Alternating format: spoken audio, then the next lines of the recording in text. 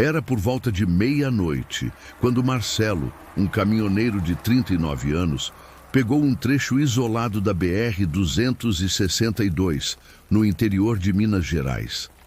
Ele dirigia havia horas, com os olhos cansados e o corpo clamando por descanso.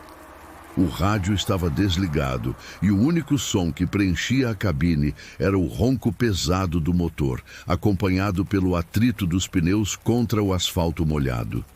A chuva fina caía sem piedade, formando poças que refletiam os faróis como olhos espalhados pela estrada. Marcelo sempre fora um homem cético, daqueles que não acreditavam em histórias de terror.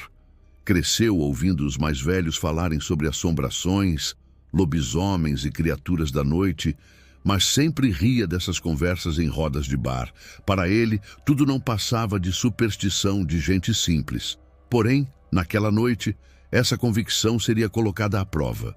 Enquanto avançava pela estrada deserta, cercada por uma mata densa, teve a sensação incômoda de que estava sendo observado. Era como se algo se movesse entre as árvores, acompanhando a velocidade do caminhão. A princípio, achou que fosse apenas cansaço. Mas então, um vulto atravessou a pista em um salto impossível, tão rápido que ele quase perdeu o controle do volante. "Mas que diabos?", murmurou, com os olhos fixos na escuridão. O coração disparou. Não era um cachorro, tampouco um lobo. Aquela coisa tinha um porte descomunal, com movimentos que não se encaixavam em nada natural. Tentando afastar o medo, Marcelo pisou fundo no acelerador. Mas a sensação piorou. Algo parecia correr ao lado da carreta, escondido na mata. Ele lançou um olhar rápido pelo retrovisor lateral e jurou ver 2 pontos brilhantes acompanhando o veículo. Eram olhos. Olhos que emanavam uma luz amarelada, como brasas no escuro. Marcelo engoliu seco, suas mãos suando no volante. "Mas que diabos?", murmurou com os olhos fixos na escuridão. O coração disparou. Não era um cachorro, tampouco um lobo. Aquela coisa tinha um porte descomunal, com movimentos que não se encaixavam em nada natural. Tentando afastar o medo, Marcelo pisou fundo no acelerador, mas a sensação piorou. Algo parecia correr ao lado da carreta, escondido na mata. Ele lançou um olhar rápido pelo retrovisor lateral e jurou ver 2 pontos brilhantes acompanhando o veículo. Eram olhos. Olhos que emanavam uma luz amarelada, como brasas no escuro. Marcelo engoliu seco, suas mãos suando no volante. De repente, um estrondo soou na parte traseira da carreta, como se algo tivesse batido contra o metal. O caminhão estremeceu e Marcelo soltou um palavrão. Olhou pelo espelho, mas nada estava ali. Foi então que percebeu as marcas. Não reflexo dos faróis traseiros. Havia arranhões longos e fundos, como se garras tivessem deslizado pelo aço. O pânico tomou conta. Ele acelerou ainda mais, mas os vultos não ficaram para trás. Pelo contrário, agora pareciam mais próximos, como se o cercassem.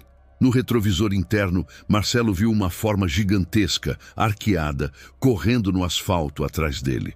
O som dos passos pesados ecoava, se misturando ao barulho da chuva. Ele pensou em ligar para a polícia, mas suas mãos tremiam demais para discar. O único pensamento que martelava em sua mente era chegar ao próximo posto de gasolina, o único lugar seguro naquele trecho amaldiçoado da rodovia. A estrada parecia interminável. Cada segundo se arrastava, e a sensação de estar sendo caçado era esmagadora.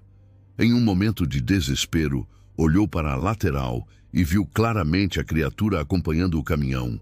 Um corpo musculoso, coberto de pelos encharcados, a cabeça semelhante à de um lobo, mas com traços humanos distorcidos e dentes que refletiam a luz dos faróis. A visão foi tão aterradora que Marcelo quase perdeu o controle da direção.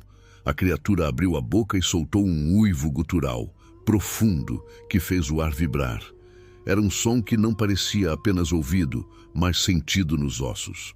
Finalmente, depois do que pareceu uma eternidade, Ele avistou as luzes fracas de um posto de gasolina à frente. Com o coração prestes a explodir, virou o volante bruscamente e entrou no pátio iluminado. O caminhão parou de repente e Marcelo desceu, trêmulo, correndo em direção à loja de conveniência. Os frentistas olharam assustados. Ele estava pálido, os olhos arregalados, o corpo todo molhado de suor. Tentou explicar, mas as palavras não saíam direito. Um dos funcionários, intrigado, foi até o caminhão. Quando voltou, trazia uma expressão de choque. Cara, tem marcas enormes na lataria, como se alguém tivesse arranhado com garras de ferro. Marcelo não respondeu. Apenas sentou-se no chão, respirando com dificuldade. Sabia que nunca mais esqueceria aquela noite. Até hoje, ele evita dirigir naquele trecho depois do pôr do sol. E sempre que passa por lá, em plena luz do dia, ainda sente como se algo o observasse da beira da estrada, esperando a próxima vítima.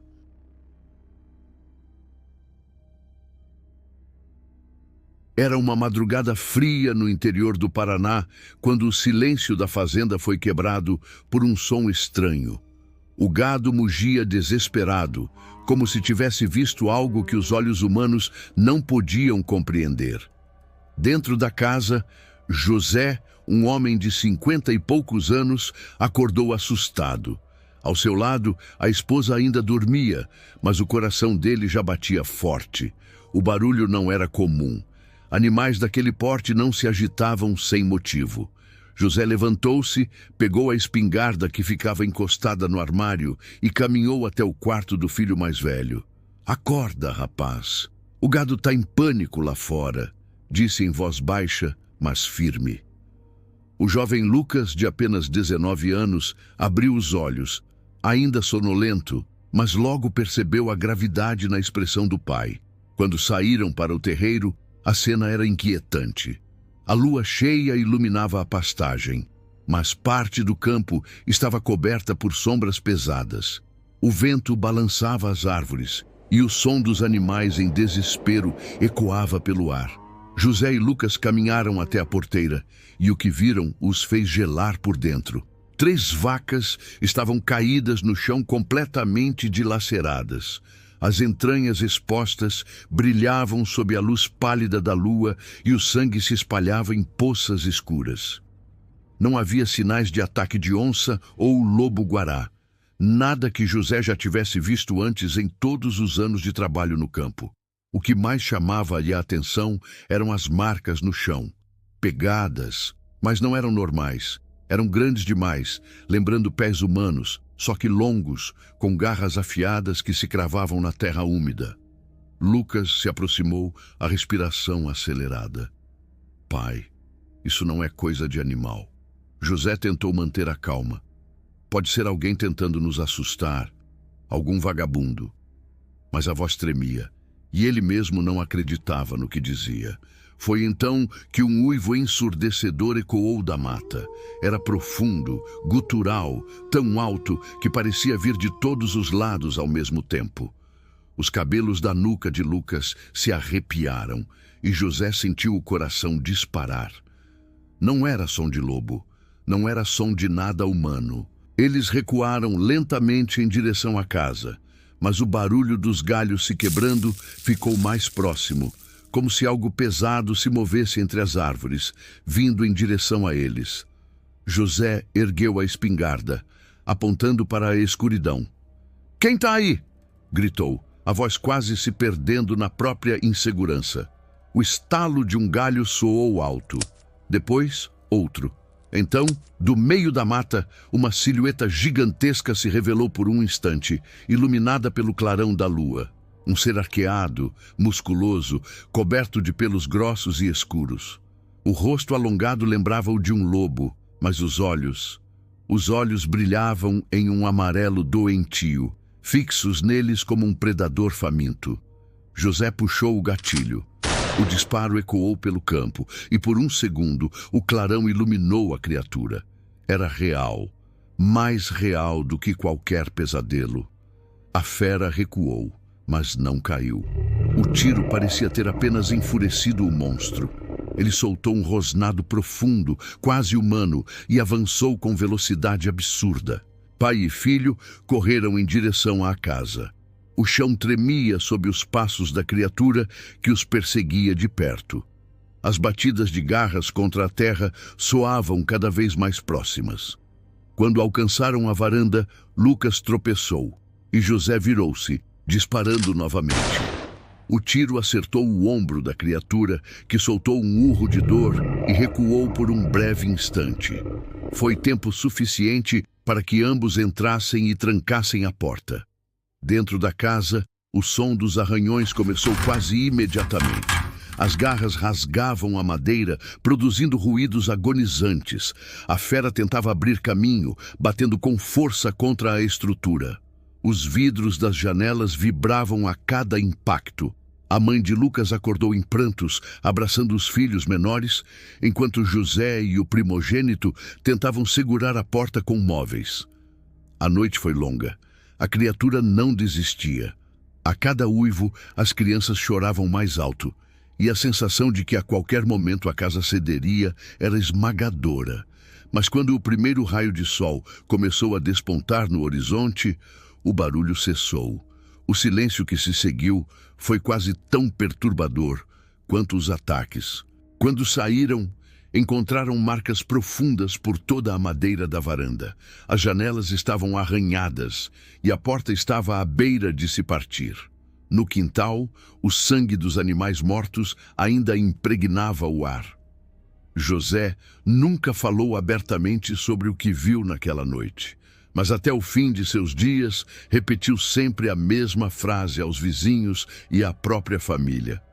Nunca confie no silêncio da mata em noite de lua cheia. O que anda por lá não é coisa deste mundo.